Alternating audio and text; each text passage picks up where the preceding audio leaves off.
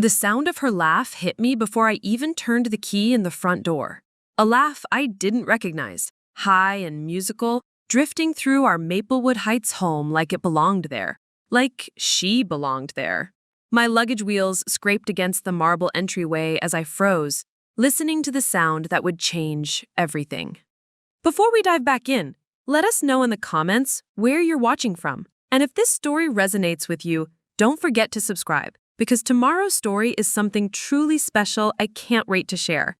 Welcome to Justice with Natalie.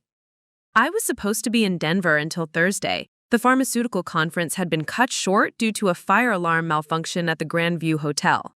And instead of staying an extra night like I'd planned, I caught the earliest flight home to Riverside. 3 days early. 3 days that would reveal 6 months of lies. The house felt different as I stepped inside, my heels clicking against the Italian tiles Garrett and I had picked out during our honeymoon in Tuscany. There was a foreign perfume in the air, something sweet and cloying, nothing like the subtle lavender I'd worn for 8 years of marriage. Her purse sat on our kitchen island like it had every right to be there. A designer handbag I'd never seen before, expensive looking, with a monogram that definitely wasn't mine. Cassandra Thorne. The name was etched in a small leather tag dangling from the zipper. I recognized it immediately from Garrett's pharmaceutical company, Pinnacle Biosolutions. She was the new marketing director he'd mentioned in passing, the one who'd been helping with the Peterson account, the one he'd been working late with every Tuesday and Thursday for the past 3 months. My wedding ring felt heavy on my finger as I climbed the stairs, each step revealing more evidence of their intimate evening. His tie draped over the banister, the burgundy one I'd given him for our anniversary. Her shoes kicked carelessly by our bedroom door, strappy things that probably cost more than my monthly car payment. And then there was the wine glass on the nightstand, lipstick stain marking the rim in a shade I'd never owned. The voices were clear now, coming from our master bedroom, our sanctuary, the room where we'd planned our future, discussed having children, where he'd held me through 2 miscarriages and promised we'd get through anything together. I pressed my back against the hallway wall, phone in hand, and listened to my husband tell another woman things he'd stopped saying to me years ago. "You're incredible, Cass. God, I've never felt this alive." My chest tightened, but I didn't gasp. I didn't sob. I didn't burst through the door like the betrayed wife in every movie I'd ever seen. Instead, I did something that would prove far more dangerous. I opened my camera app and began documenting everything. The purse with her monogram, the wine glasses, the clothes trail leading to our bedroom, the text messages I'd ignored suddenly making perfect sense. Garrett owned Thorne Industries? Well, he thought he did. What he'd forgotten in his haze of midlife crisis and cheap affairs was that I wasn't just his wife. I was his business partner, 51% shareholder of Thorne Industries, the consulting firm we'd built together from nothing. My name was on every major contract, every patent, every asset we'd accumulated in 8 years of marriage. He'd also forgotten that our house wasn't just in both our names. The deed listed me as the primary owner, a tax strategy our lawyer had suggested when my pharmaceutical consulting business took off. The lake house in Cedar Point? Mine. The investment properties in Willowbrook? Mine. Even his precious 1967 Mustang was registered under my name for insurance purposes. But Garrett had always been careless with details, too focused on the big picture to notice the fine print, too arrogant to imagine that his quiet, devoted wife might have been paying attention all along, too comfortable with having me handle the boring stuff, like contracts and finances, while he played the charming CEO. As I stood in my own hallway, listening to my husband betray 8 years of marriage, I realized something that made my pulse steady instead of race. He'd handed me every weapon I needed to destroy him, wrapped in trust and legal documents and joint accounts he'd never bothered to read carefully. The anger would come later, hot and sharp and consuming. The tears would come too, in private moments when the adrenaline wore off. But right now, in this moment, there was only clarity, cold, calculating clarity that told me exactly what needed to happen next. I backed down the stairs silently, leaving my luggage by the door like I'd never come home at all. In my car, I opened my laptop and began making a list. Not of my feelings or my pain, but of assets, accounts, contracts, legal vulnerabilities, everything that belonged to me that he'd forgotten wasn't his.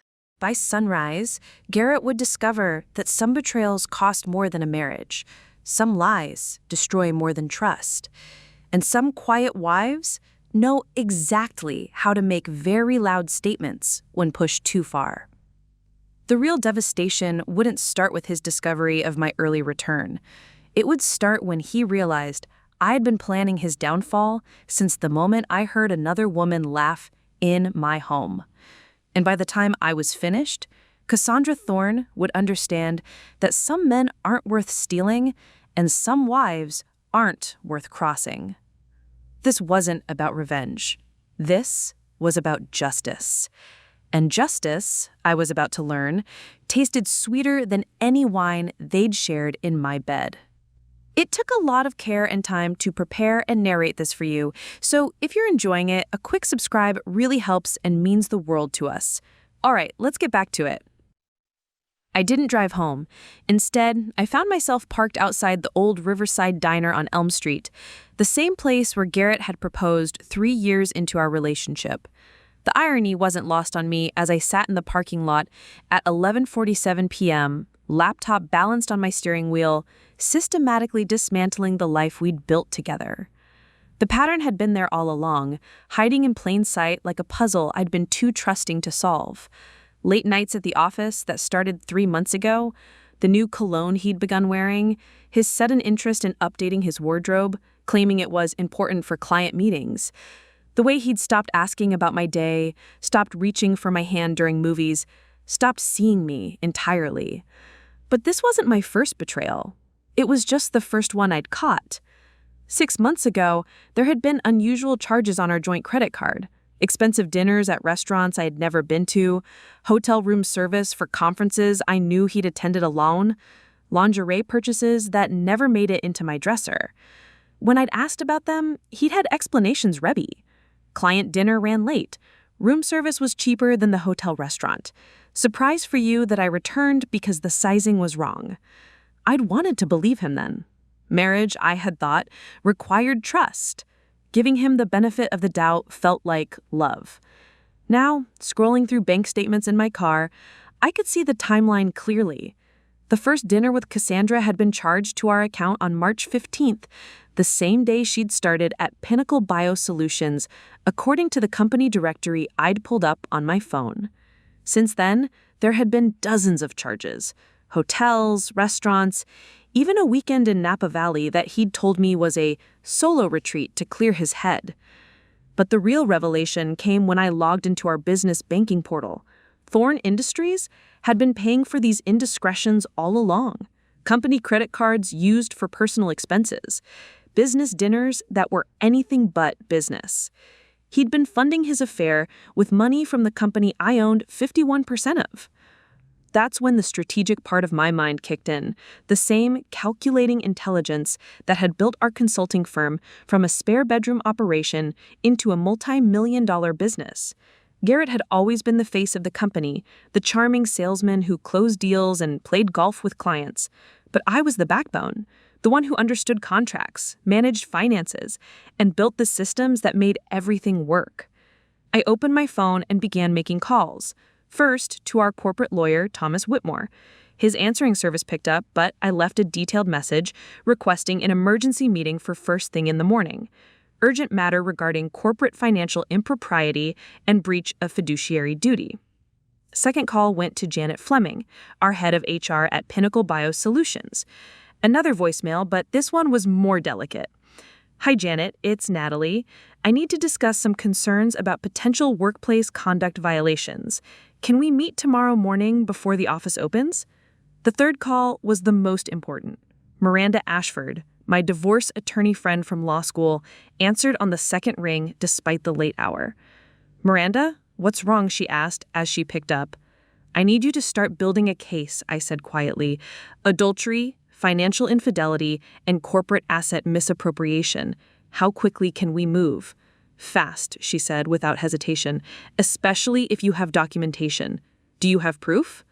I thought about the photos on my phone, the credit card statements, the corporate expense reports I could access. More than enough. Good. Don't confront him. Don't let him know you know. We need to secure assets and build an airtight case before he has a chance to hide anything or prepare a defense.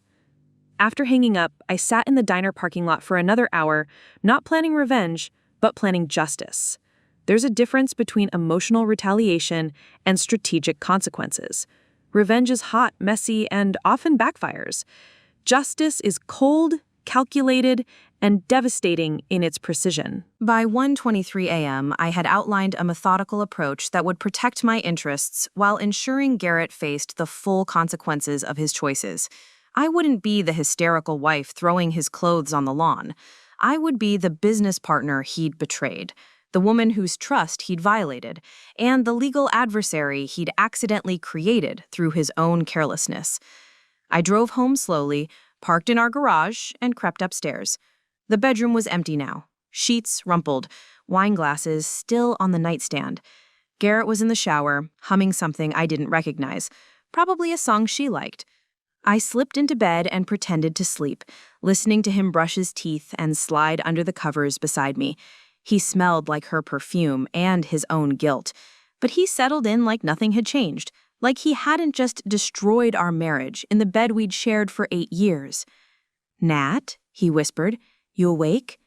I kept my breathing even, feigning deep sleep. He kissed my shoulder gently, the same way he had every night for the first 5 years of our marriage, before routine killed intimacy and his attention wandered elsewhere. Tomorrow, he would wake up and go to work like any other day. He would text Cassandra, probably plan their next rendezvous, continue living the double wife he thought he was managing so skillfully. But tomorrow would also be the day I began systematically dismantling the kingdom he thought he ruled. And by the time he realized what was happening, it would be far too late to stop the avalanche he'd created with his own betrayal.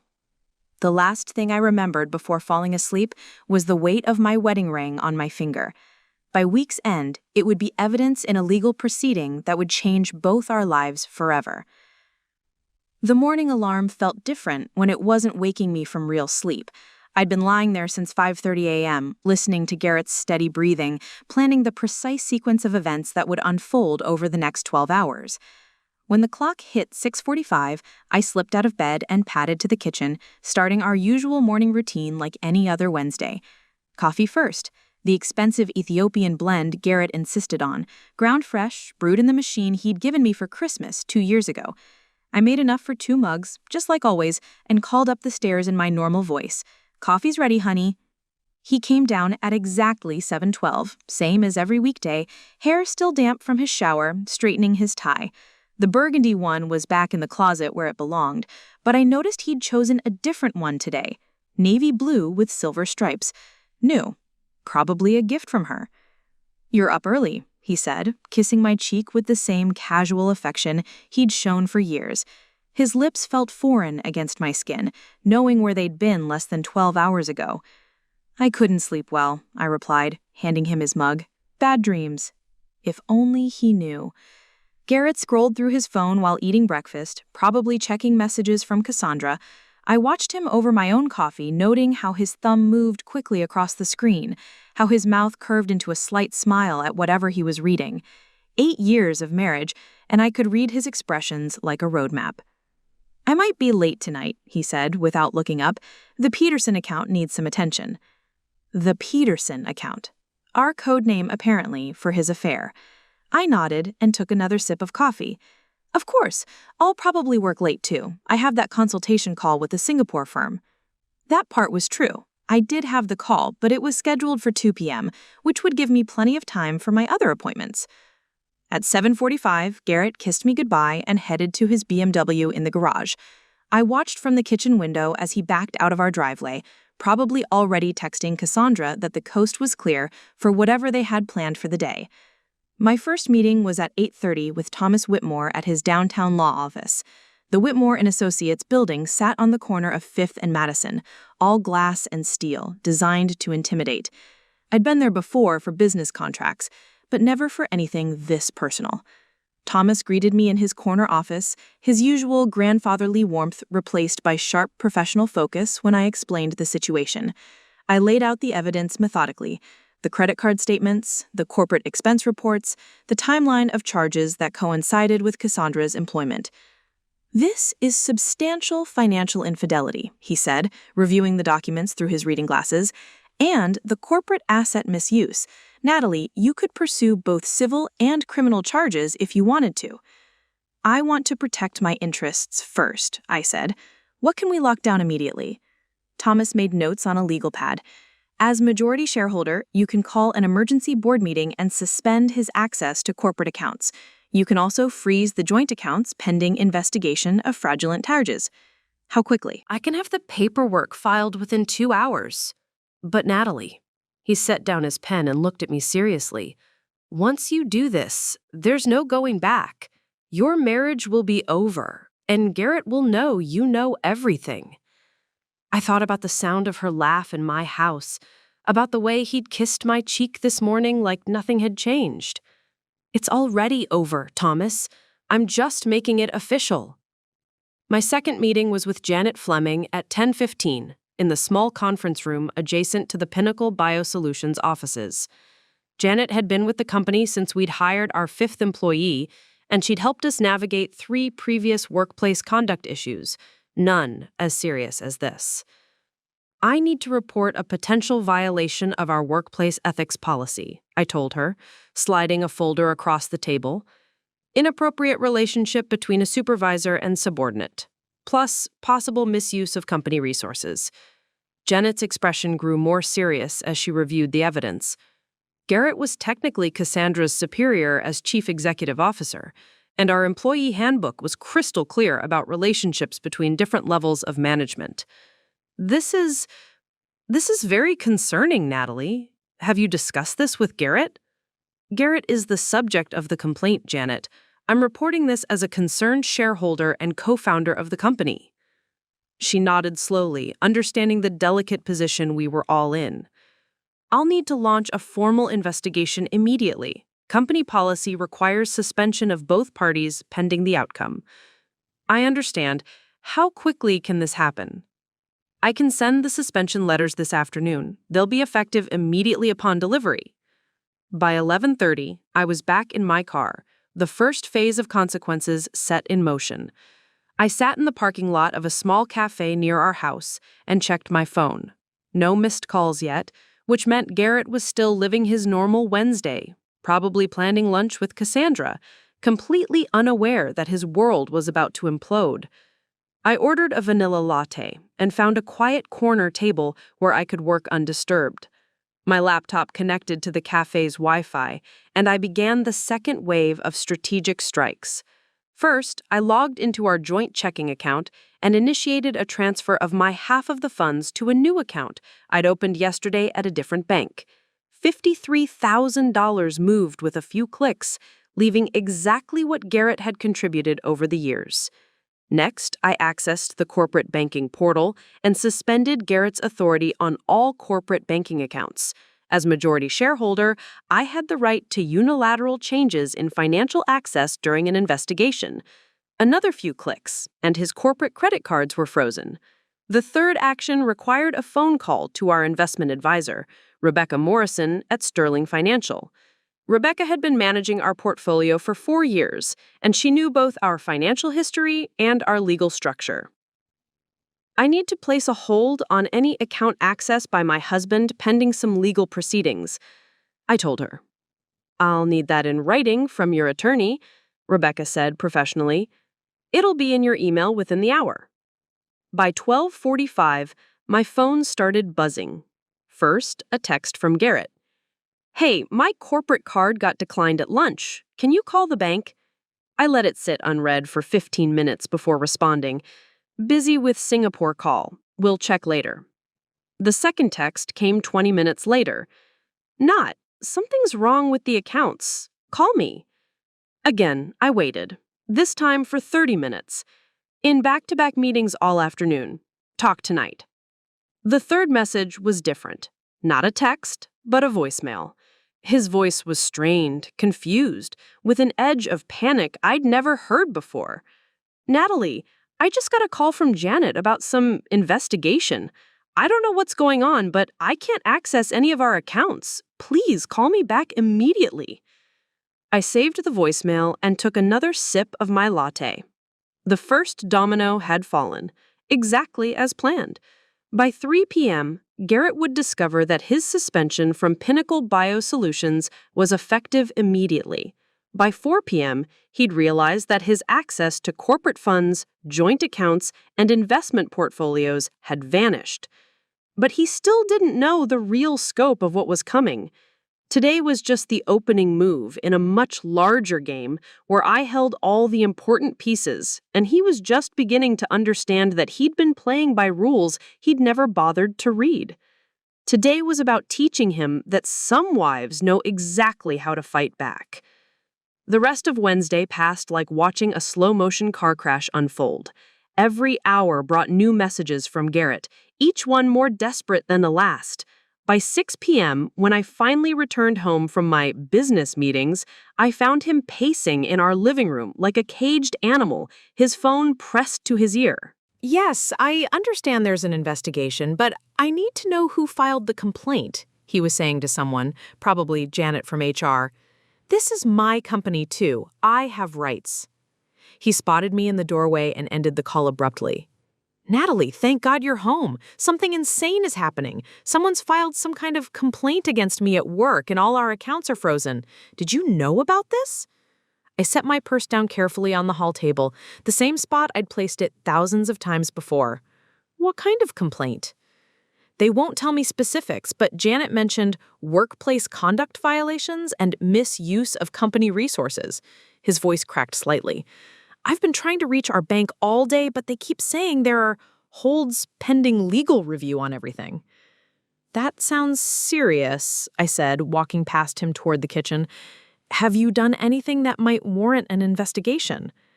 The question hung in the air like smoke. I watched him carefully, noted how his jaw tightened, how his eyes darted away from mine for just a fraction of a second. 8 years of marriage had taught me to read his tells. Of course not, he said, following me. I think someone's trying to sabotage me. Maybe that new guy Richardson from Apex Pharmaceuticals. You know how competitive he's been about the Morrison contract. Always someone else's fault. That was Garrett's pattern, one I'd enabled for years by cleaning up his messes and smoothing over his mistakes. But this time, there would be no cleanup. This time, I was the storm he couldn't weather. I opened the refrigerator and pulled out ingredients for dinner, the same salmon and asparagus we'd had every Wednesday for 3 years. Maybe you should review your recent activities, just to be sure there's nothing that could be misinterpreted. Misinterpreted? His voice rose. Nat, someone is actively trying to destroy my career, our business, our life, and you're acting like I might have done something wrong. I turned to face him, knife in hand from preparing the salmon. I'm just suggesting that investigations usually don't happen without cause. When was the last time you reviewed the company expense policies? Something flickered across his face, a moment of uncertainty that told me he was starting to remember things he'd forgotten. The dinners charged to corporate accounts, the hotel rooms, the weekend trips that weren't exactly business-related. I follow all the policies, he said, but his voice lacked conviction. What about personal relationships with subordinates? Isn't there something in the employee handbook about that? The color drained from his face. What are you implying? I'm not implying anything. I'm asking direct questions about potential policy violations that might explain why HR is investigating you. He stared at me for a long moment, and I could practically see the wheels turning in his head. How much did I know? How much had I figured out? Was I fishing for information, or did I actually have evidence? There's nothing inappropriate about my professional relationships, he said finally. I nodded and turned back to the salmon. Then you should be cleared quickly. These things usually resolve themselves when there's no evidence of wrongdoing. During dinner, I brought up topics that I knew would unsettle him. Casual mentions of our financial portfolio, questions about upcoming business trips, comments about how much I valued trust in our marriage. Each topic made him shift uncomfortably in his chair, pushing food around his plate without really eating. "By the way," I said over dessert, "I had coffee with Miranda Ashford today. You remember Miranda from law school? She's handling a fascinating case about asset protection during corporate investigations." Garrett's fork clattered against his plate. "Why were you talking to a divorce attorney?" "She's not just a divorce attorney, she's a corporate litigation specialist. I was picking her brain about some client questions." I took a delicate bite of the tiramisu I'd picked up from Romano's bakery. "Did you know that financial infidelity can be grounds for both civil and criminal charges? Apparently, using joint marital assets to fund extramarital affairs is considered theft in some states." His face went completely white. "Why would you even be discussing something like that?" "Client confidentiality prevents me from sharing details, but it's amazing how many people don't realize that every credit card purchase, every hotel charge, every restaurant bill leaves a digital trail. Miranda showed me how forensic accountants can reconstruct entire timelines of financial infidelity." I stood up and began clearing the dishes, leaving Garrett sitting at our dining room table looking like he might be sick. She also mentioned something interesting about corporate asset misuse. Apparently, when someone uses company funds for personal expenses, especially romantic liaisons, it can trigger both employment termination and criminal fraud charges. "Natalie, what the hell is going on?" I turned from the sink where I was rinsing plates. "What do you mean?" "You come home acting like nothing's wrong while my entire life is falling apart. You're having mysterious conversations with attorneys about financial infidelity and corporate fraud.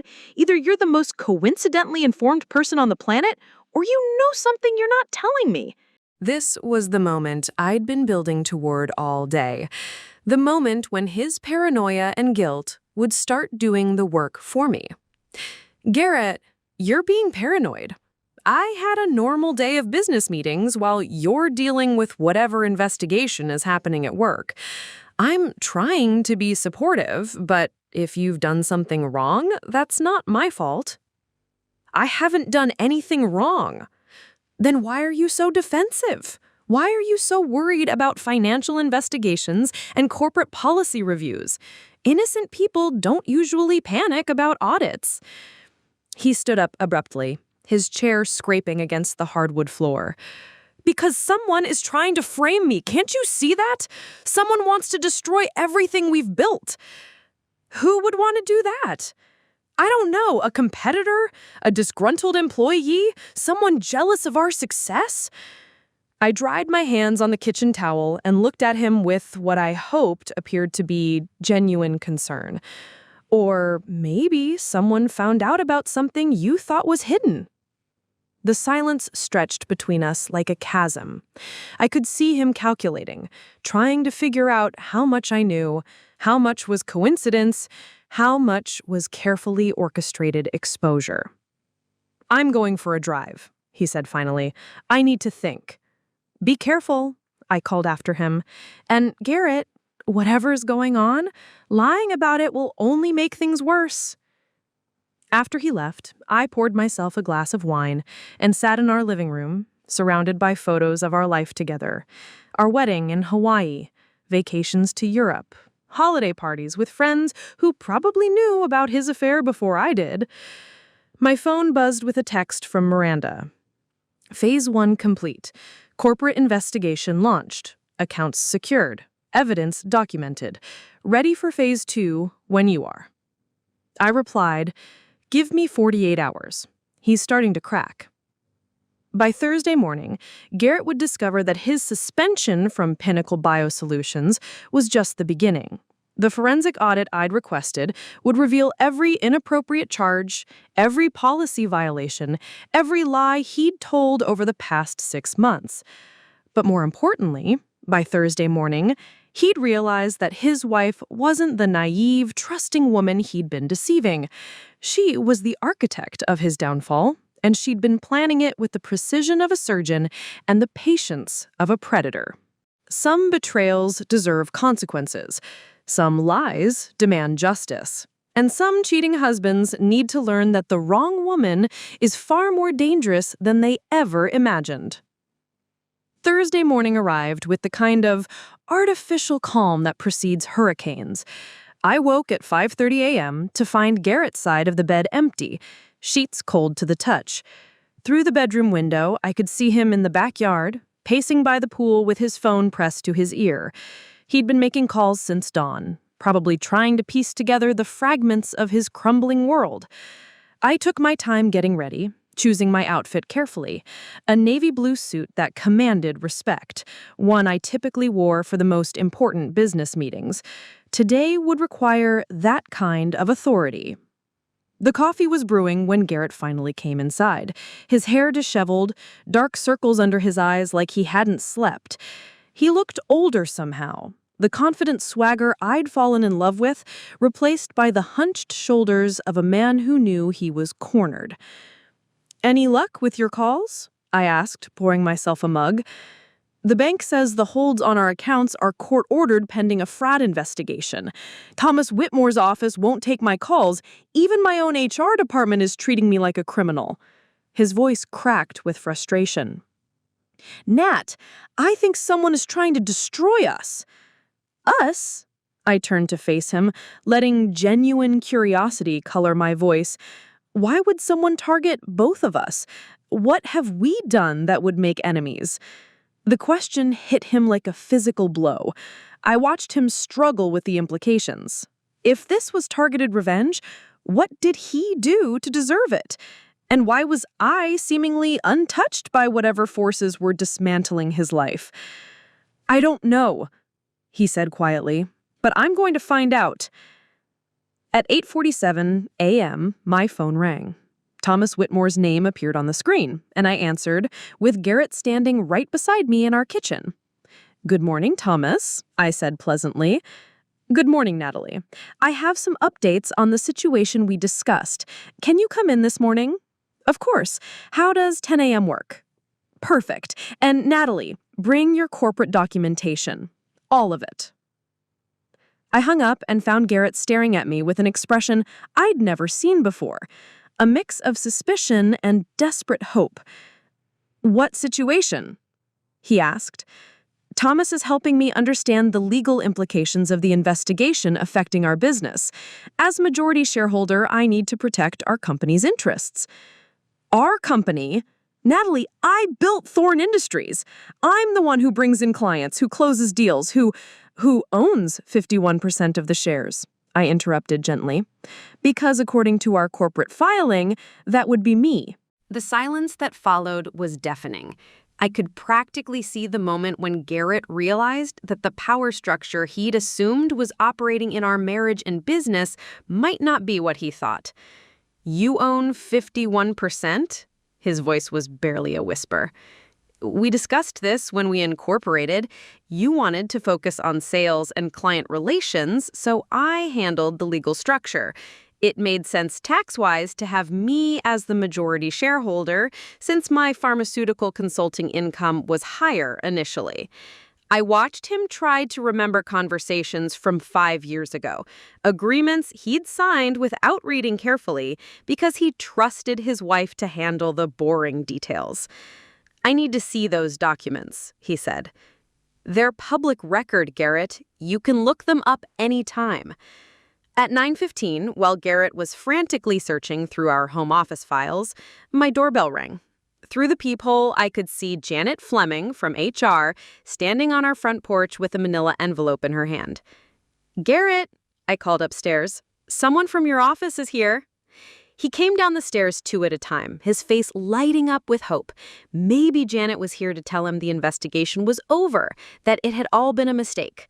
I opened the door with a pleasant smile. "Janet, what a surprise. Please come in." "Actually, I'm here on official business," Janet said formally. "I need to deliver this to Garrett Hamilton personally." Garrett stepped forward, and Janet handed him the envelope. "This is official notification that your employment with Pinnacle Biosolutions has been terminated effective immediately. The investigation into financial misconduct and workplace conduct violations has concluded. The color drained from his face as he tore open the envelope. I watched him read the termination letter, his hands shaking slightly. Janet continued speaking in her professional HR voice.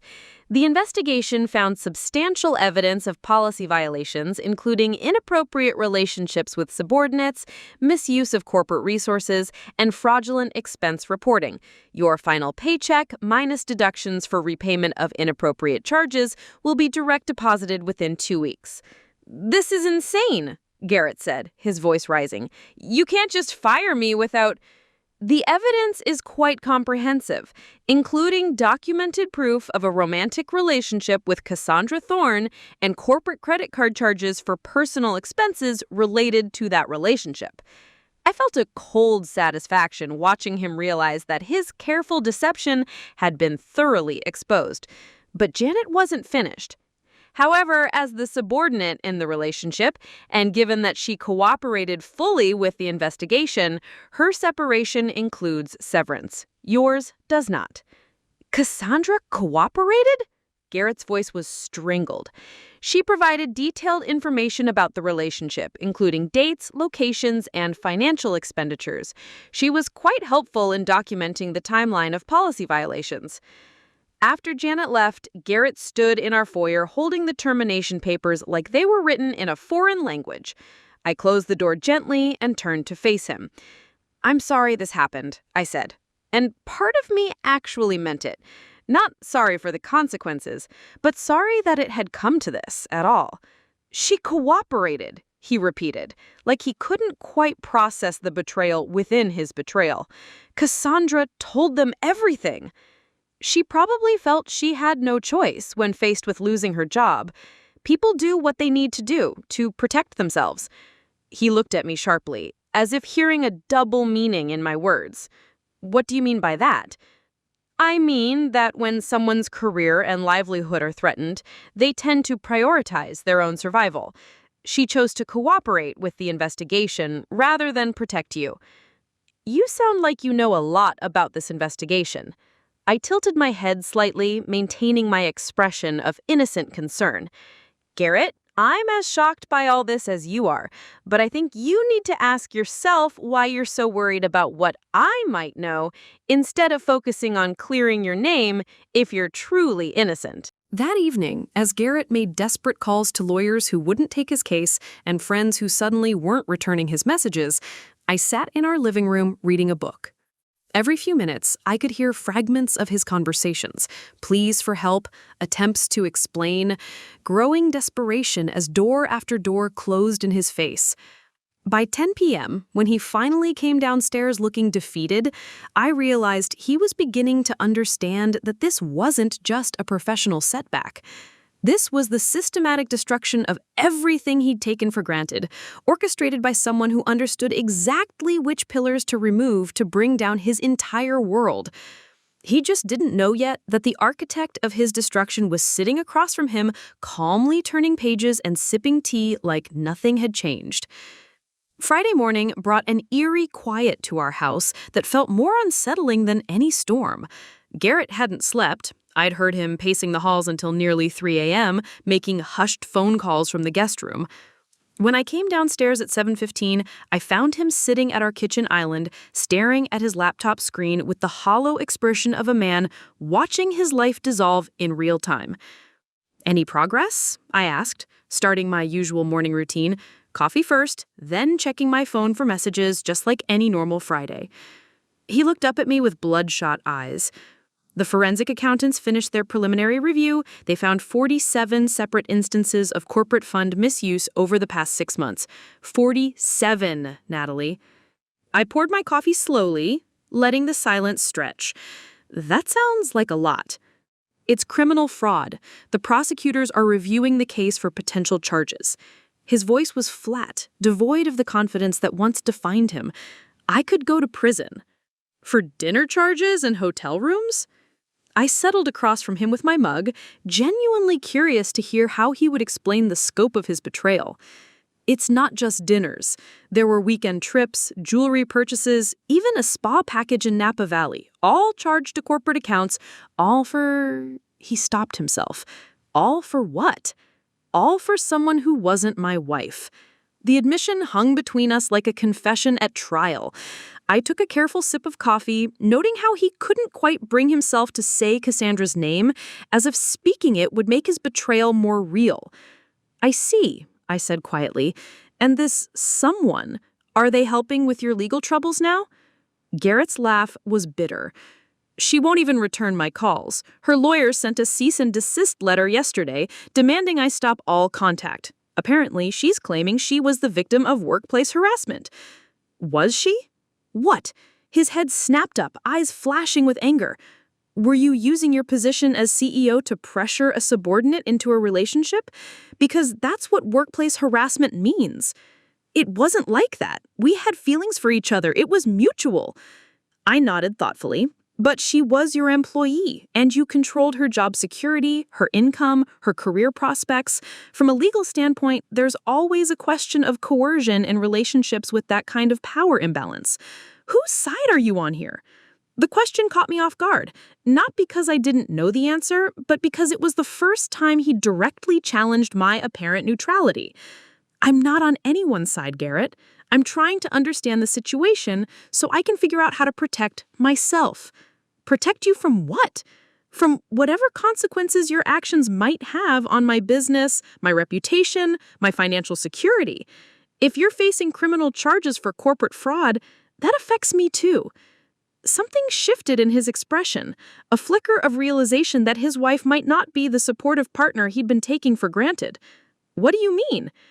"I mean that I worked just as hard to build our companies and our reputation. If your choices destroy that, I need to understand my options."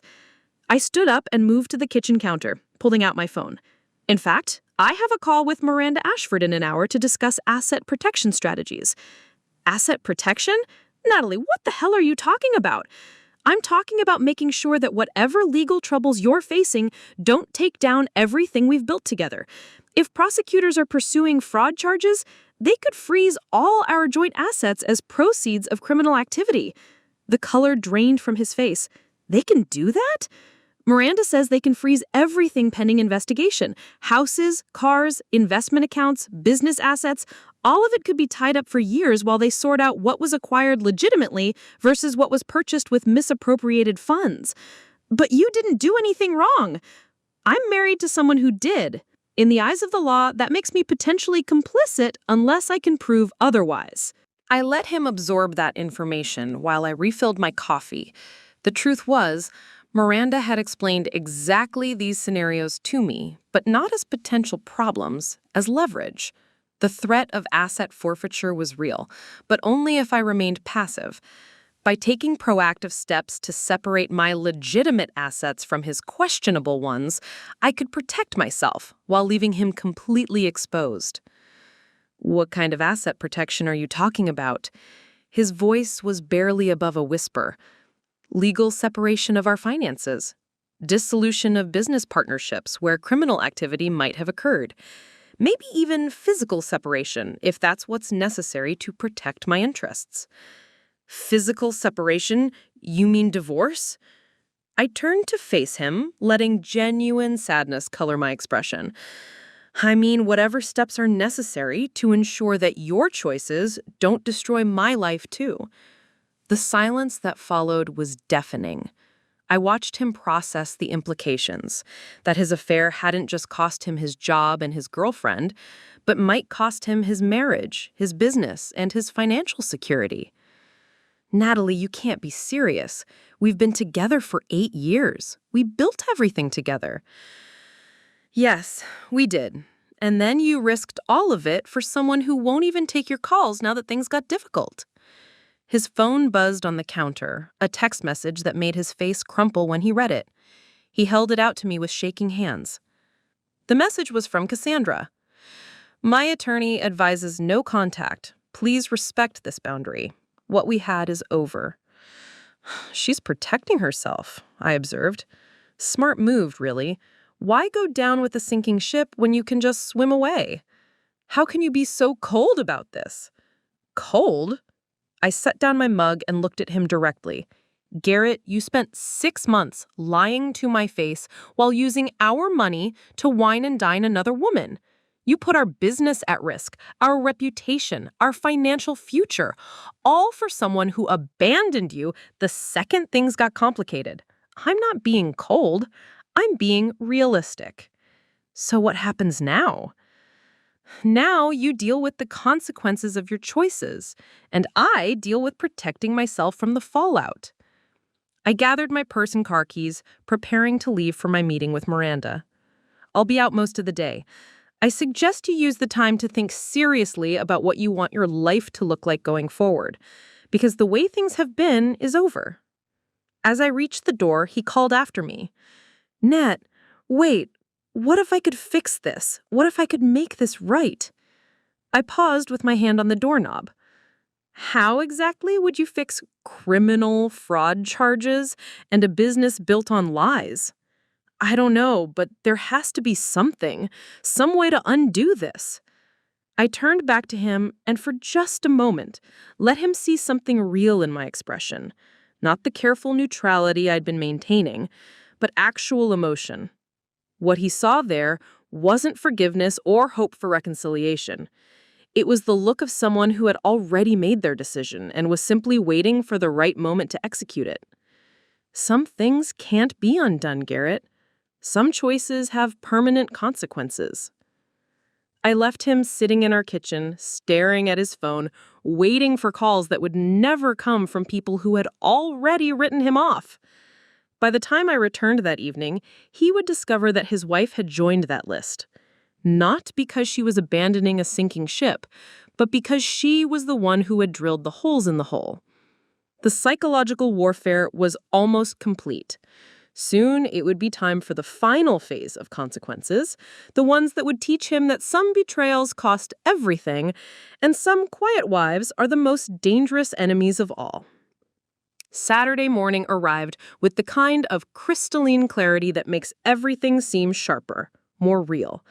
I woke early and found Garrett already gone from the house, his car missing from the garage, probably off desperately meeting with yet another lawyer who would tell him what the previous 3 had already explained. His situation was legally indefensible. Perfect timing. I made myself a leisurely breakfast and settled in the sunroom with my laptop and a cup of Earl Grey tea. The morning light streamed through the windows as I opened the email I'd been waiting for all week. The subject line read simply, Asset Transfer Documentation Complete, M. Ashford. Miranda had worked faster than I even hoped. Attached were 47 pages of legal documents that would fundamentally reshape every aspect of our shared life. I reviewed each page carefully, savoring the precision of language that would soon become Garrett's new reality. The first document was a formal notice of business dissolution for Thorne Industries. As majority shareholder, I had the legal right to dissolve the partnership and distribute assets according to ownership percentages. Garrett's name would be removed from all corporate accounts, his authority revoked, and his minority stake bought out at fair market value, minus debts and liabilities, of course. The second set of papers detailed the transfer of our primary residence into a limited liability company I'd established the previous week. Since the house was primarily in my name and I'd been making the majority of mortgage payments through my pharmaceutical consulting income, the transfer was perfectly legitimate. Garrett would have no legal claim to the property. The third document was perhaps the most elegant, a formal complaint to the state licensing board regarding Garrett's professional conduct. Miranda had crafted it beautifully, outlining how his fraudulent business practices and misrepresentation of corporate expenses violated his professional certification requirements. If the complaint was upheld, he wouldn't just lose his current job, he'd be barred from working in the pharmaceutical consulting industry altogether. But the fourth document was my masterpiece. A comprehensive forensic accounting report that detailed not just the recent 6 months of corporate fund misuse, but irregularities dating back 3 years. Miranda's investigators had found patterns I hadn't even known existed, questionable expenses, manipulated billing records, even evidence that Garrett had been skimming money from client accounts to fund a lifestyle we couldn't actually afford. My phone rang at 9:47 a.m. Miranda's name appeared on the screen. It's time, she said without preamble. The papers are filed. As of 9:30 this morning, dissolution paperwork with the Secretary of State, asset transfer notifications to all relevant financial institutions, and professional conduct complaints with the licensing board. By Monday morning, everything will be in motion. And the forensic audit?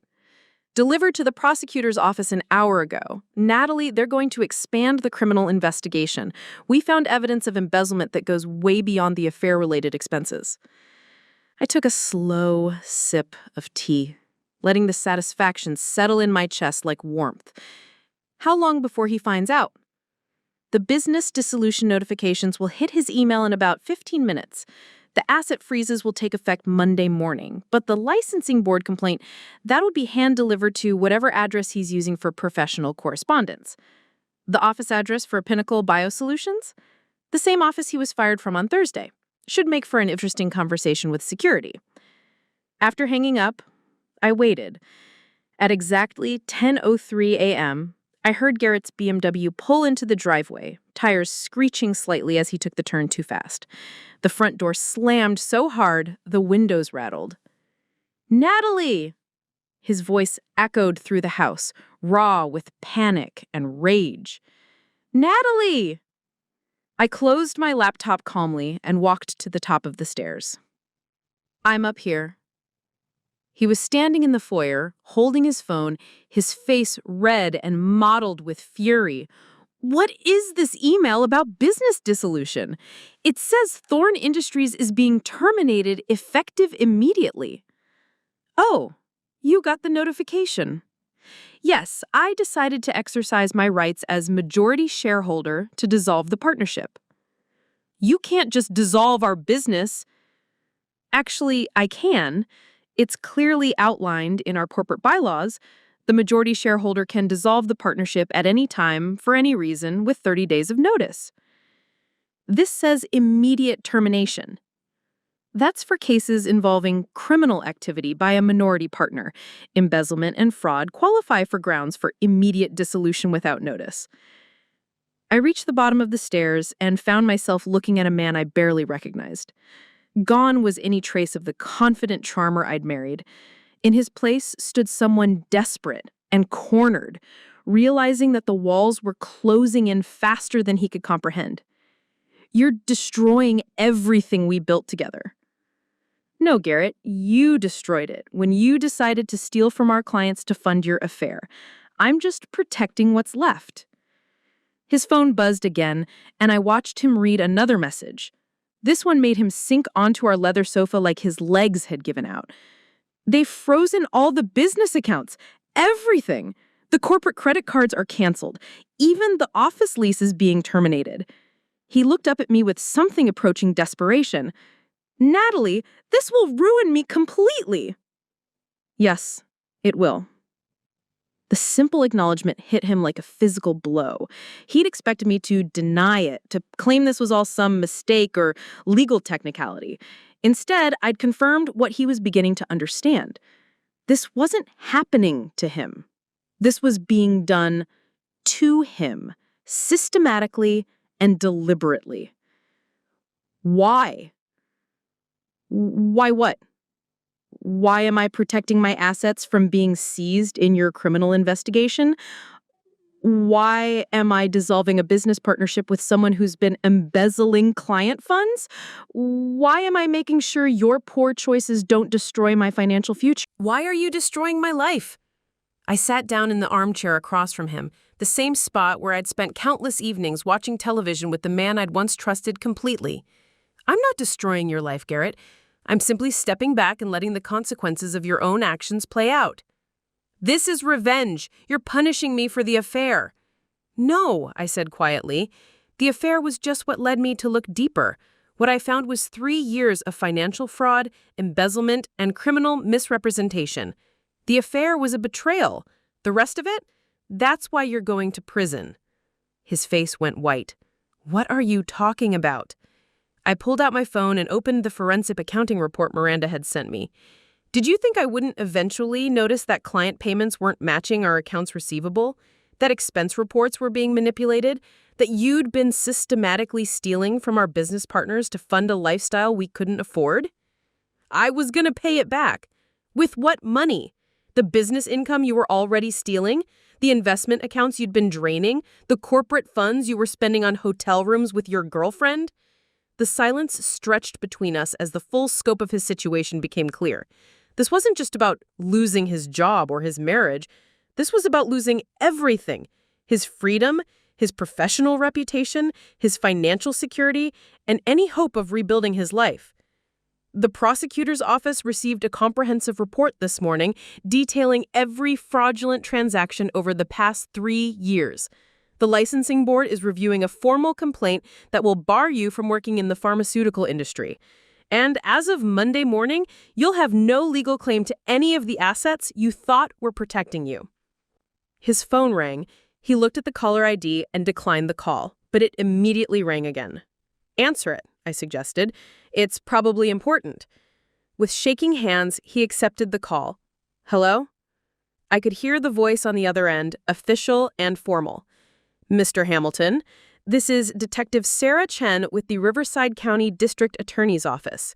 We need you to come in for questioning regarding charges of embezzlement and corporate fraud. Can you be here by 2 p.m. today?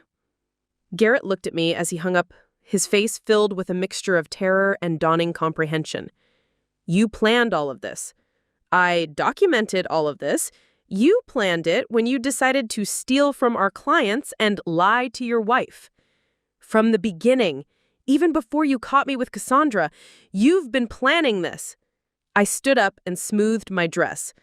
Actually, I caught you with Cassandra on Tuesday night when I came home early from Denver. Everything that's happened since then has just been me deciding how to respond to what I discovered. The realization hit him like a freight train. His wife hadn't stumbled onto his affair and then started investigating. She discovered it, spent days gathering evidence, and then systematically destroyed every aspect of his life with the precision of a surgeon. You've been lying to me all week. Yes, I said simply. Feels terrible, doesn't it? By 1:30 p.m., Garrett had left for his appointment with Detective Chen, his face the color of ash as he climbed into his BMW. I watched from our bedroom window as he backed out of the driveway, probably heading to what would be the most devastating conversation of his life. He had no idea it was about to get much worse. I waited exactly 15 minutes after his departure before making the call I'd been anticipating all week. Channel 7 News, this is Rebecca Martinez. Miss Martinez, my name is Natalie Hamilton. I believe I have a story that might interest your Financial Crime Investigation Unit. What kind of story, Mrs. Hamilton? A pharmaceutical consulting firm CEO who's been embezzling client funds to finance an extramarital affair, then used corporate resources to cover up the theft. The district attorney's office is questioning him about criminal charges as we speak. There was a pause, the sound of typing in the background. Can you provide documentation? I have 3 years of financial records, forensic accounting reports, and corporate communications that detail the entire scheme. I also have evidence that his mistress, who worked as his marketing director, was aware of and potentially complicit in the fraud. Are you willing to go on record? Absolutely. As the majority shareholder of the company and the wife who discovered the crimes, I feel obligated to ensure the public knows how their trusted pharmaceutical consultants have been operating. We scheduled the interview for Monday morning.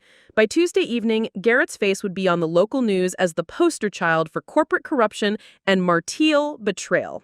His professional reputation wouldn't just be damaged, it would be obliterated so thoroughly that even leaving the state wouldn't help him start over. But that was just the appetizer. At 2:47 p.m., while Garrett was presumably explaining 3 years of financial crimes to Detective Chen, I made my second call. Pemberton and Associates? This is David Pemberton. David Pemberton was the most ruthless divorce attorney in Riverside County, known for absolutely destroying unfaithful spouses in asset division proceedings. His reputation was built on cases where cheating husbands ended up with nothing but their clothes and crushing alimony payments. Mr. Pemberton, I need to file for divorce immediately. My husband is currently being questioned by police for embezzlement and fraud, and I need to ensure that my assets are protected before he's arrested. Criminal charges pending? The DA's office expects to file charges by Wednesday. Embezzlement, fraud, and potentially tax evasion. I have documentation proving that marital assets were used to finance his crimes.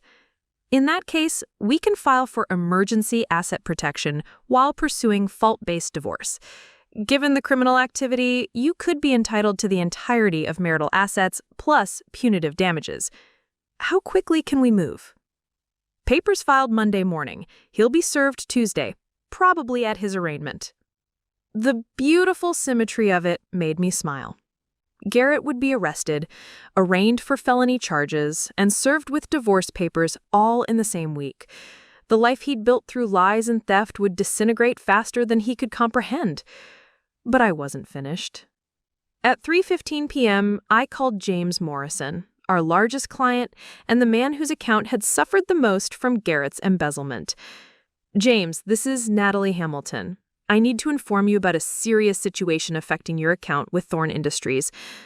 James Morrison controlled pharmaceutical distribution contracts worth over $2 million annually. His company, Morrison Therapeutics, had been working with us for 4 years, and James had specifically requested that Garrett handle his account personally. What kind of situation, Natalie? Garrett has been arrested for embezzling client funds. The forensic audit shows that approximately $300,000 from your account was redirected to personal expenses over the past 18 months. The silence on the other end was deafening. James, I'm calling because I want to make this right. I'm dissolving my partnership with Garrett and establishing a new consulting firm.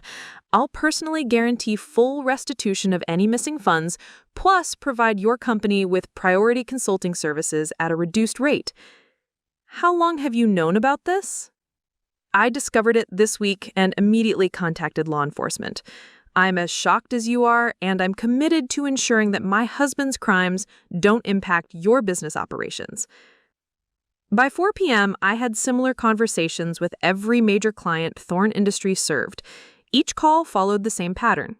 Express shock and dismay at Garrett's criminal behavior, offer full restitution and continued services through my new company, position myself as the innocent victim who was working heroically to clean up the mess. The business Garrett thought he controlled would not only survive his downfall, it would thrive under my leadership, with client relationships stronger than ever. Every contract, every ongoing project, every professional connection would transfer to me, leaving him with nothing but legal bills and a criminal record. At 5:23 p.m., my phone rang. Garrett's name appeared on the screen. Hello? They're charging me with 17 felony counts. Embezzlement, fraud, tax evasion, money laundering. My lawyer says I'm looking at 15 to 20 years. I'm sorry to hear that. Are you? Are you really sorry, Natalie? Because it feels like you've been planning this destruction for a lot longer than a week. I walked to our bedroom window, looking out at the driveway where his BMW would soon be repossessed as proceeds of criminal activity. I've been protecting myself from the consequences of your choices. There's a difference. The prosecutor says someone provided them with evidence going back 3 years. Someone with access to corporate accounts, client communications, and detailed financial records. Someone who knew exactly where to look and what to document. Someone who had a legal obligation to report financial crimes when they discovered them. You've been watching me for years? Building a case? The accusation hung in the air, and for the first time since this all began, I felt a flicker of something that might have been regret. Not for the consequences. He deserved every charge they were filing. But for the years I'd spent married to someone who could commit these crimes while sleeping next to me every night. I've been your wife, Garrett, your business partner. I trusted you completely until I discovered that everything about our life was built on lies and theft. When did you stop loving me? The question caught me off guard with its rawness, its vulnerability. I stopped loving you when I realized that the man I fell in love with never existed. You've been playing a role for 8 years, and I was just another mark in your long con. It wasn't a con. I did love you. You loved what I could do for you. My business connections, my financial contributions, my willingness to handle the details while you played the charming CEO. But love? People don't steal from the people they love. They don't betray them with coworkers and then come home and kiss them goodnight. What happens now? I could hear the exhaustion in his voice, the defeated acceptance of someone who finally understood that the game was over and he'd lost everything. Now, you go to prison. I rebuild the business under my own name. The clients get their money back, minus what you've already spent on hotel rooms and jewelry for your girlfriend, and I start over with a clean slate. And us? There is no us, Garrett. There never really was. There was just me believing your lies until I finally got tired of being stupid. The line went quiet for a long moment. When he spoke again, his voice was barely a whisper. I know you'll never believe this, but I am sorry. For all of it. I believe you're sorry you got caught. After hanging up, I sat in our bedroom, soon to be just my bedroom, and felt the weight of what I'd accomplished. In less than a week, I'd systematically dismantled every aspect of Garrett's life while protecting and strengthening my own position. But the nuclear option had one final component, one last revelation that would ensure he understood exactly how completely he'd been outmaneuvered. Tomorrow, he would discover that his wife hadn't just been one step ahead of him, she'd been orchestrating his downfall from the very beginning, with a precision that would make him question every moment of their 8-year marriage. Some betrayals deserve consequences that last a lifetime. Some lies require a response that ensures they can never be repeated. And some cheating husbands need to learn that the most dangerous enemy is the one who's been watching, planning, and waiting for the perfect moment to destroy everything they hold dear. Sunday morning arrived with an almost oppressive stillness, as if the universe itself was holding its breath for what was about to unfold.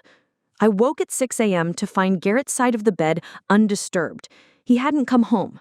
Through my phone, I could track his location to the Riverside Inn, a cheap motel near the courthouse where he'd apparently spent the night. His credit cards were frozen, his bank accounts inaccessible, leaving him with whatever cash he'd had in his wallet when his world collapsed yesterday. Perfect. I wanted him isolated, desperate, and completely dependent on my mercy for what came next. I took my time getting ready, choosing a simple black dress that conveyed both professionalism and quiet dignity. Today would require both.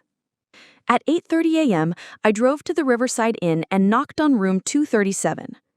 Garrett opened the door looking like he'd aged a decade overnight. His clothes were wrinkled, his hair disheveled, and his eyes held the hollow look of someone who'd spent the night staring at the ceiling, trying to process the complete destruction of everything he'd built. Natalie? He seemed genuinely surprised to see me. What are you doing here? I brought you some things. I held up a small overnight bag. Clean clothes, toiletries, your phone charger. I figured you might need them. He stared at the bag like it might contain a bomb. Why would you help me? Because, despite everything, I'm not a monster, Garrett. I don't want to see you living in a motel room with nothing but the clothes on your back. I stepped into the cramped room, noting the unmade bed, the empty whiskey bottle on the nightstand, and the legal documents scattered across the small desk. His lawyer had obviously been preparing him for tomorrow's arraignment. How bad is it? 17 felony counts. The prosecutor is pushing for the maximum sentence because of the scope and duration of the crimes. My lawyer says the best I can hope for is a plea deal for 12 to 15 years. And financially? Everything's gone. The house, the cars, the investment accounts, all of it will be seized as proceeds of criminal activity. Even if I somehow avoided prison, I'd be starting over with nothing. I nodded sympathetically. What about Cassandra? Is she facing charges too? His laugh was bitter. Cassandra made a deal with the prosecutor's office, full cooperation in exchange for immunity. She's testifying against me at trial. She's testifying that she knew about the embezzlement? She's testifying that I told her the money came from legitimate business profits, that I manipulated her into accepting expensive gifts and trips by lying about their source. He looked at me with something approaching desperation. Natalie, she's going to make me look like I was using stolen money to seduce an innocent employee. Weren't you? It wasn't like that. We had real feelings for each other. Did you tell her the money came from client accounts? No, but... So she's telling the truth. You did lie to her about the source of the money. The realization hit him like a physical blow. Even his affair partner was being more honest than he was, and her honesty was going to help send him to prison. I reached into my purse and pulled out a thick manila envelope. There's something else we need to discuss. What's that? The full extent of what I discovered when I started investigating our finances. His face went pale. What do you mean? I opened the envelope and spread photographs across the small desk. Printouts of bank statements, credit card records, hotel receipts, and restaurant bills going back not 6 months, but 4 years. The affair with Cassandra wasn't your first, was it? The silence stretched between us like a chasm. I watched him stare at the evidence of his other betrayals, evidence I'd been quietly collecting for much longer than a week. There was Jennifer from Morrison Therapeutics, that lasted 8 months, then Patricia from the Clearwater account, then that pharmaceutical sales rep from Austin whose name I never learned, but who you spent 3 days with in Chicago, supposedly at a conference, that I now know you never attended. How long have you known? About the affairs? Jennifer was the first one I suspected, about 2 years ago. You started working late on Tuesdays and Thursdays, buying new clothes, spending money on dinners that weren't with me. The same pattern you repeated with Patricia, then with the women in Austin, and finally with Cassandra. Why didn't you say anything? I gathered the photographs and placed them back in the envelope. Because I needed to understand the full scope of what I was dealing with. Each affair led me to dig deeper into our finances, and that's when I discovered the embezzlement. The affairs were just symptoms of a much larger problem. What problem? You, Garrett. You're a narcissist and a sociopath who's been systematically lying to and stealing from everyone who trusted you for our entire marriage. He flinched like I'd slapped him. That's not true. Isn't it? You stole from our clients to fund your affairs. You lied to your mistresses about where the money came from. You came home every night and kissed me goodnight while spending our savings on other women. What would you call that behavior? I was going to stop. I was going to pay everything back. When? After the 5th affair? The 6th? When you'd stolen so much that there was no way to repay it? I stood up and moved toward the door. Face it, Garrett. You're exactly what the prosecutor says you are. A criminal who used charm and manipulation to steal from everyone who trusted you for our entire marriage. So what happens now? You walk away and leave me with nothing? I paused with my hand on the doorknob. Actually, I have a proposition for you. Hope flickered in his eyes for the first time since I'd arrived. What kind of proposition? Tomorrow morning, you're going to stand in front of Judge Morrison and enter a guilty plea to all 17 felony counts. What? My lawyer says we should fight it, try to get some charges dropped. Your lawyer is trying to justify his fee. You're going to prison, Garrett. The only question is whether you do 12 years or 20. Why would I plead guilty to everything? I turned back to face him, letting him see the coldness that had been building behind my supportive facade for the past week. Because if you fight these charges, I'll release everything I have about your previous affairs to the media. Channel 7 will run a week-long expose about the pharmaceutical executive who spent 4 years cheating on his wife with client representatives using that access to embezzle funds for his affairs. You can't be serious. I'll also testify at your trial about your history of financial deception, emotional manipulation, and serial adultery. Instead of being portrayed as a man who made one mistake with one woman, you'll be exposed as a calculating predator who systematically betrayed everyone who trusted him. The hope in his eyes died completely. And if I plead guilty, I'll make sure the media focuses on the embezzlement and corporate fraud. Your affairs will be mentioned as context, but I won't provide details about the pattern of deception. You'll be remembered as a white-collar criminal, not a serial cheater who destroyed multiple lives. That's still life in prison. 12 to 15 years with good behavior, and when you get out, you'll be 45 with a chance to start over somewhere else. I opened the door and stepped into the motel hallway. You have until tomorrow morning to decide. Fight the charges and be destroyed completely, or accept responsibility and preserve what little dignity you have left. Natalie, wait! His voice broke. What about us? What about our marriage? I looked back at the man I'd spent 8 years loving, trusting, and building a life with.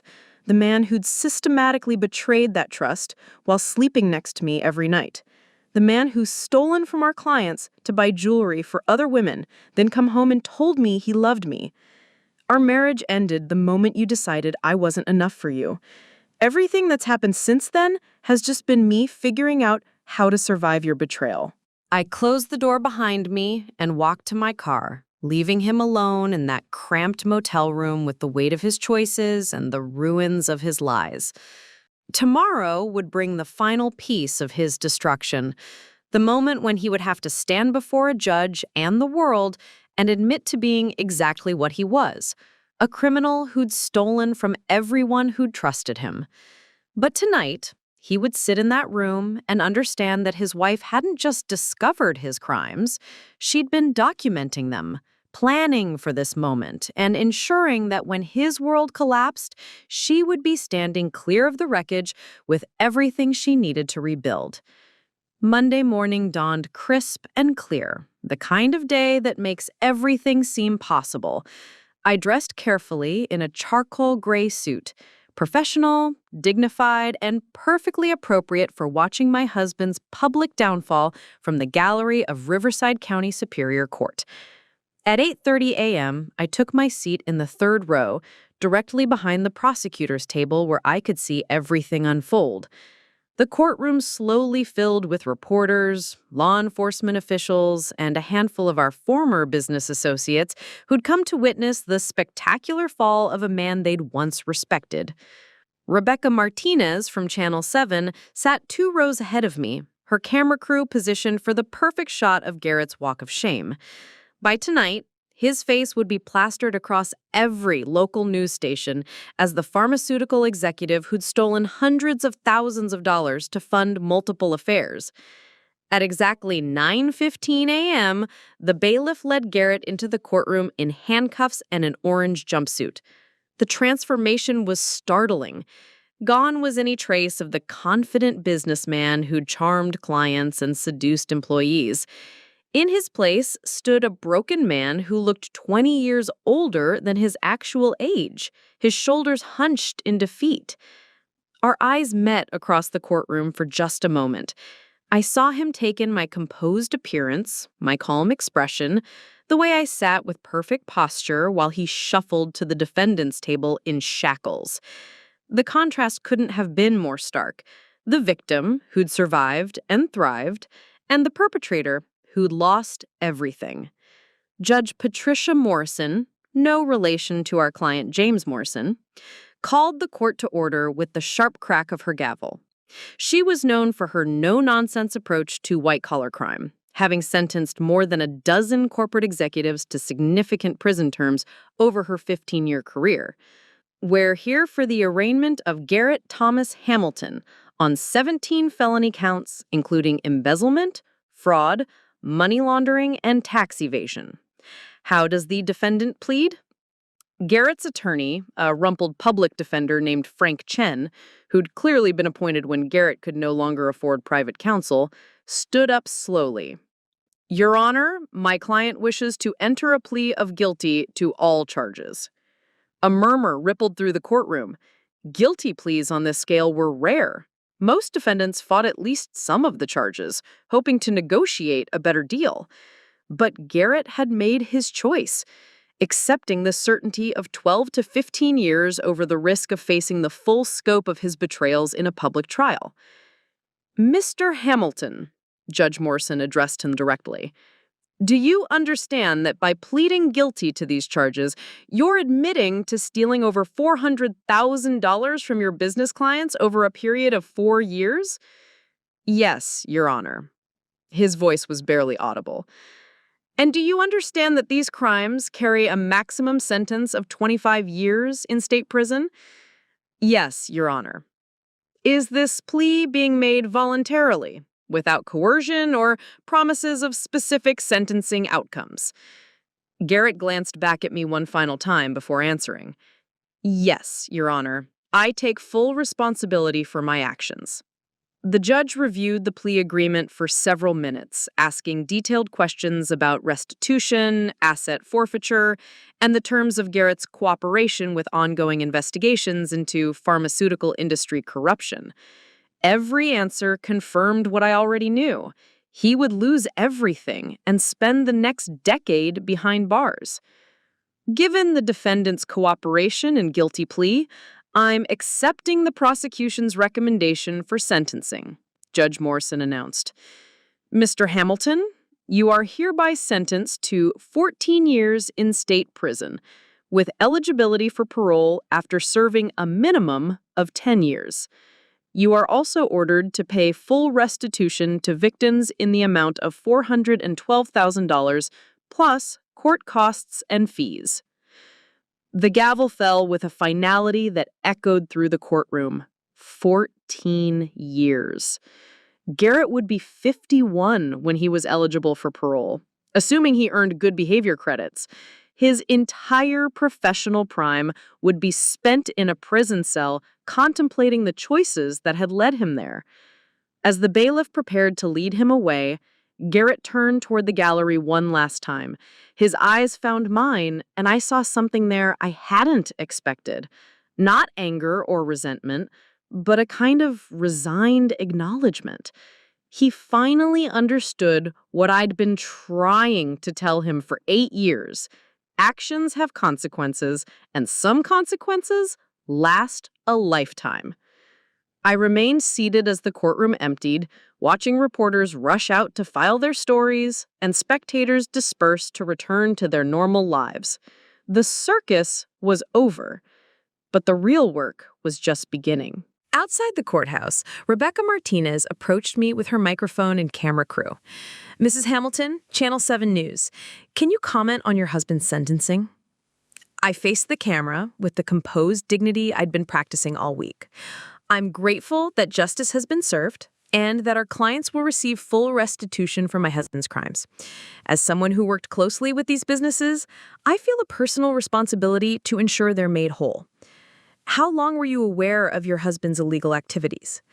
"I discovered irregularities in our business accounts last week and immediately contacted law enforcement. As a licensed pharmaceutical consultant, I have an ethical obligation to report financial misconduct when I become aware of it." "What's next for you professionally?" "I will be continuing to serve our clients through my new consulting firm, Hamilton & Associates. My priority is rebuilding the trust that was damaged by my husband's actions and ensuring that our pharmaceutical partners receive the honest, ethical service they deserve." The interview lasted only 5 minutes, but it would run as the lead story on the evening news. By tomorrow, I would be known throughout the pharmaceutical industry as the whistleblower who'd exposed her own husband's crimes to protect clients and maintain professional integrity. That afternoon, I drove to the offices of Hamilton & Associates, the new company I'd established in a sleek downtown building with floor-to-ceiling windows overlooking the city. 6 of our former clients had already signed contracts with my new firm, drawn by my offer of reduced rates and my reputation for ethical business practices. James Morrison was waiting in my new conference room when I arrived, ready to sign the largest consulting contract of my career. "Natalie, I have to say, your handling of this entire situation has been extraordinary. Not many people would have the courage to expose their own spouse's crimes. Trust is the foundation of any business relationship, James.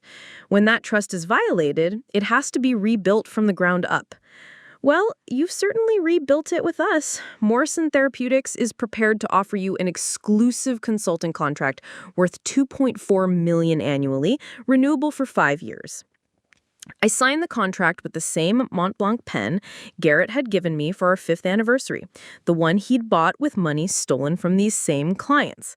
The irony was perfect, using his gift to secure the success that his crimes had made possible.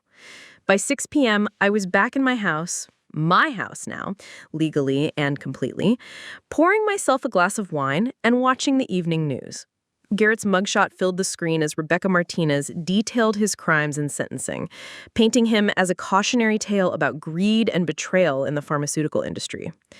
Hamilton's wife, who blew the whistle on his illegal activities, will continue serving their clients through her new consulting firm, Rebecca reported.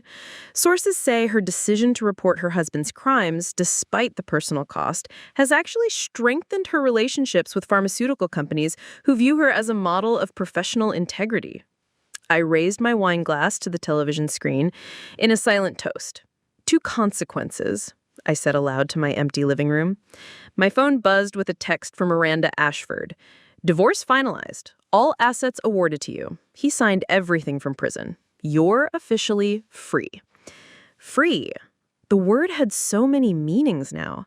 Free from lies, free from betrayal, free from the exhausting work of loving someone who was systematically destroying everything we'd built together. Free to build a life based on truth instead of the elaborate deceptions that had defined my marriage. As the sun set over Riverside, painting my house in golden light, I realized that Garrett had been wrong about one thing. This hadn't been revenge. Revenge would have been emotional, impulsive, designed to make him suffer for the sake of suffering. This had been justice, methodical, comprehensive, and perfectly calibrated to ensure that his punishment fit not just his crimes, but the entire pattern of deception that had defined our relationship. He'd spent 4 years lying to me while stealing from our clients to fund his affairs. Now he would spend 14 years in prison, while I rebuilt our business empire as a testament to what honest work could accomplish. Some betrayals teach you that the person you loved never existed. Some lies reveal that your entire relationship was built on a foundation of deception. And sometimes the quiet wife who handled all the boring details turns out to be the most dangerous enemy a lying, cheating, stealing husband could ever face. Justice, I discovered, doesn't just have a taste. It has the flavor of a perfectly aged wine sipped slowly in a house filled with peace instead of lies, while building a future that belongs entirely to the person strong enough to demand it. Coming up next, you'll see 2 more stories we handpicked just for you. If this one struck a chord, you're going to love what's next. Tap to keep the journey going.